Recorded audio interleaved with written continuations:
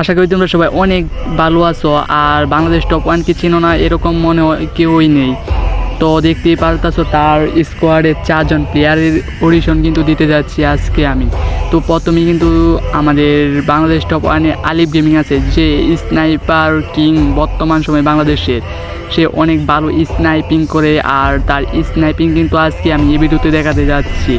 তো আলিফ গেমিং কিন্তু অনেক ভালোই ভালো পজিশন। এমজিও ক্যারি সম্ভবত বাংলাদেশ সবাইকে প্রেসার করতে পারে। আলিফ আরো একটা ড্যামেজ, আরো একটা headshot, and now the team wiped out by Bangladesh top one. And রাত ভাই ওয়াইটি লিটারালি এই ম্যাচটা খুব এনজয় করতেছে। আর আরো একটা হেডশট যাবে, ফাহিম কোটের হেলমেট উড়ে যাবে। ব্রো ভাই বাংলাদেশ টপ ওয়ান কাউকে ছাড়তেছে না। জেবি ওয়াইপড আউট হবে বাংলাদেশ টপ ওয়ানের কাছে। এবার এমজিও মিস্টেক পারে, আরো একটা নাম, আরো একটা 93 ব্যাক টু ব্যাক চার্জ যাবে, স্কাইলার যাবে টপ ওয়ানের। রসাররা যদি ক্লোকে মুভ করতে পারে এই ম্যাচ কোনো প্রকার ম্যাচ পাওয়ার না হারিয়ে বাংলাদেশ টপ ওয়ান বুইয়া করবে ফর শিওর। তো দেখতেই পেয়েছো বর্তমান সময়ে আলিফ গেমিং কত ভালো স্নাইপিং করে। আমাদের পরবর্তী টার্গেটে কিন্তু আছে ওবায়দুল ভাই।